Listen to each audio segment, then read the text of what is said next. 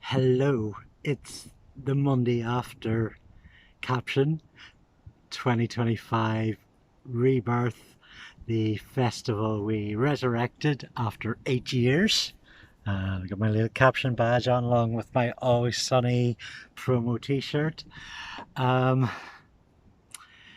It was a great success. I'm pleased because the committee actually had like 50 meetings literally in the past 18 months just to pull out all the stops. We had a great number of people come up to us and said they really enjoyed themselves. They'll be back next year. We were missing a lot of long-term regulars from before the 2017 break. But we also had a number of them back again, so it was really good for people to see familiar faces, catch up with old friends, or maybe somebody they glimpsed and hadn't been able to put a name to a face yet. It opened with some nice drinks on Friday night, sort of informal, half sort of promoted. And then Saturday was honestly a bit of chaos, a bit too much chaos for my liking. We kicked off at 10, the doors opened at 9 to set up, but I was kind of just met by a stack of people asking, where can I put my comics, and volunteers needing directions, AV equipment to be set up, so many things to do. So for the first 2 hours I was on the constant run trying to manage stuff, as were the rest of the committee. We had the Quiet Space this year in a separate building, a Quiet Space. I don't know if any other comics festivals in UK or elsewhere have a Quiet Space. And that was a great success. A number of people come up to us and said they really enjoyed that. I didn't get to see many panels that I didn't have a direct hand in as a facilitator.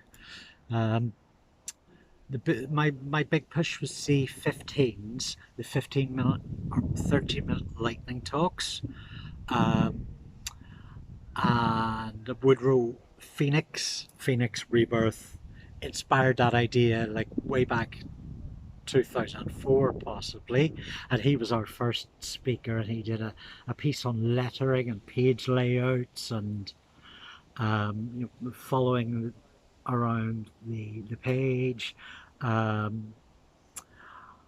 We had Paul Hatcher did a presentation on his mental health comic Odd Socks story. Daniel Merlin Goodbury was talking about setting up the Masters in Digital Comics at the University of Hertfordshire.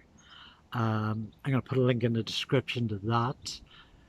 Now taking sign-ups, and then I went up and did a bit talking about my transition with Absence, a comic about epilepsy, from its genesis as a 24-hour comic through to getting funding, through to putting 10 copies in 1,000 different envelopes and sending them all around the 6 counties of Northern Ireland, as well as other places online. So yeah, and then on the Sunday we had a reprise of that. Missy Matthews did a great bit on how not to make a graphic novel in 8 months, all the procrastinations. She had managing to like quite make it a positive piece with drawn up infographics on a whiteboard. Amy Letts did a piece on like going artists as observer in cafes or on the street and just sketching people, and if she was able to, if the people she was sketching realized what she was doing, and how she adapted to the changing human traffic around her. Hannah Berry talked about her comic creators survey as to who was getting paid. It's a survey I really have to go back and reread. and I'm missing somebody off the list, aren't I? Oh, Ed Hillier, yeah, who did a piece on, give me a moment, Romo, the Wolfman, perhaps? Romo, the Wolf Boy, yeah. From Alex Fitch, a beguiling tale of outsiders and intrigue in the circus environment, reminiscent of classic children's books and the work of Posey Simmons. The graphic novel seems the ideal gateway into more immersive comic book storytelling to all readers of any age, ready for some grit, depth, and pathos. Yeah, so really condensed talks, they were brilliant. I did get into Darryl Cunningham's piece, and I've binge read Darryl's books. I was too poor to afford them way back at Psychiatric Tales, and pretty much ever since. So I binged most of his graphic novel output, bar one, in the last 2 months. And I just, yeah, I'm such a fan of what he's doing. Of course, any time I chatted to Darryl a number of times and kind of just sort of froze up with sort of that sort of fan panic. But I did get to tell him how inspired I was if ever I go back to drawing my own comics, or even making comics more broadly. Darryl will have been a major influence, inspiration in how I want to be doing things. The other panel I had a hand in that I was able to attend, I was moderating Sustaining Safe Spaces, Detoxifying Comics Fandom. And that was the most poorly attended panel event, which was a pity, because there were some massive ideas, massive talking points that I think there was an energy in the room that these need to sort of keep going throughout the year, possibly a sequel in the next caption.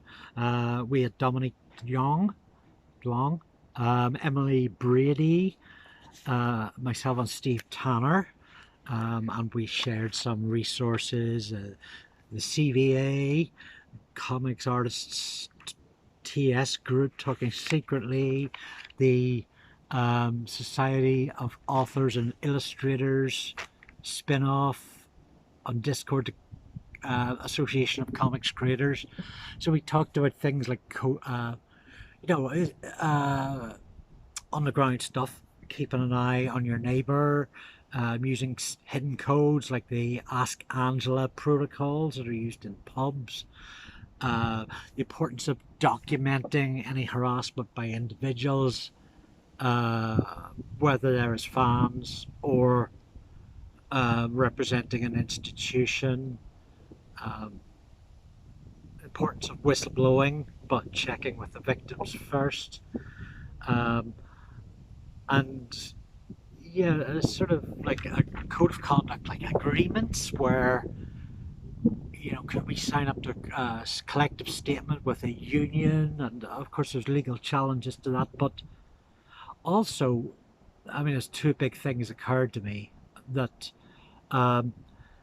so many of these events occupy a marketing position of, yes, you have fun, you have a safe space, and it's becoming more and more fashionable to make that ethical marketing a central component, but not everybody will follow through on it. So this links into my next point as well about the legal requirements when running an event, that they will be forced to or asked to sign legal documents relating to how they are expected to carry themselves as an organisation, which include things like safeguarding, abuse-free policy, safe environment. So in a sense, these event hosts have actually already signed up to what we would be asking them to. So it's a point of us capitalising on those expectations. So something like a unionised code of conduct statement, maybe when you sign up, you have letters attached to the end of your name, like add-ons or something, to signify that you're a member of a collective that holds these ethical standards. And just putting the onus on these organisations that have legally agreed to them already, and just making sure that they do actually agree to them. And it's not just well, we need to make this thing happen, we need to sell it to people, making sure that they actually do.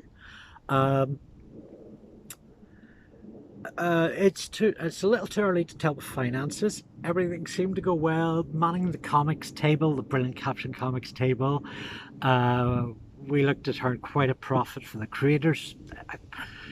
It felt like the biggest Caption comics table yet, which is maybe I'm exaggerating. It was certainly up there with one of the bigger ones.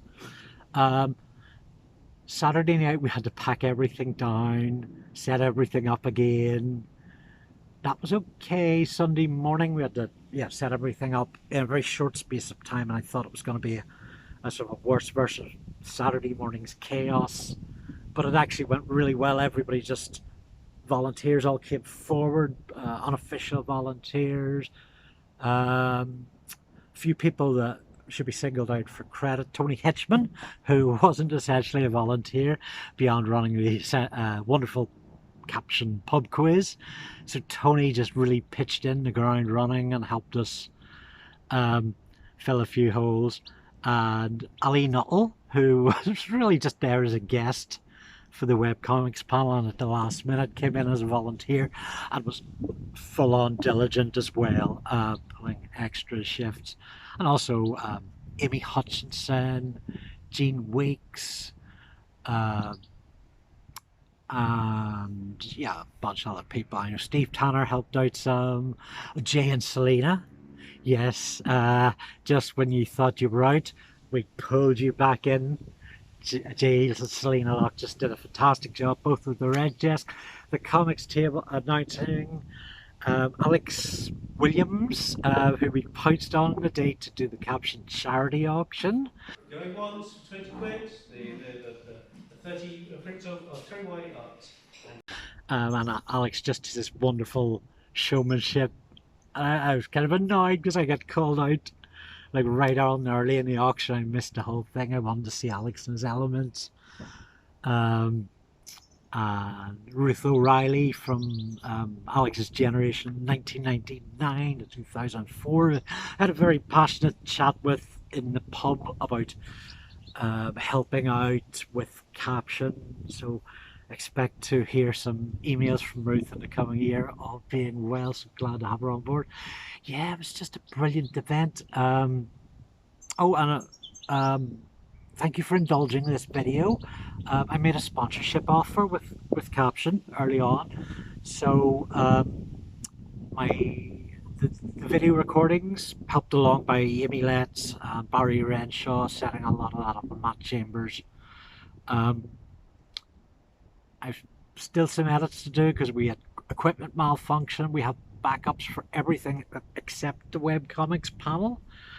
So those will be going out on my channel between now and Christmas. I'll be hosting them, and in association with Caption and Broken Frontier, who might well be making the announcements when they're up or setting the schedule, if I can get the editing work done.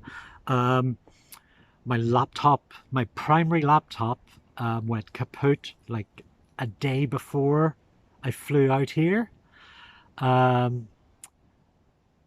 I'm gonna need £300 for that, maybe 100 extra for wiggle room, and to access all the files and stuff I had on the old one, which is quite a lot. So I'm in a bit of chaos regarding that. So if you I couldn't very well set up a GoFundMe. It seems a bit not right, unless I was doing some work to justify it. But if you would like to sign up to my Patreon, patreon.com/AndyLuke, I will have 2 videos a week there for, I think I'm uh, automated for the next couple of weeks, so everything's gonna be fine. I've got a bit of buffer time to build in. Yeah, so Caption was lovely. It was great. It remains my favourite UK Comics Festival. One of the best.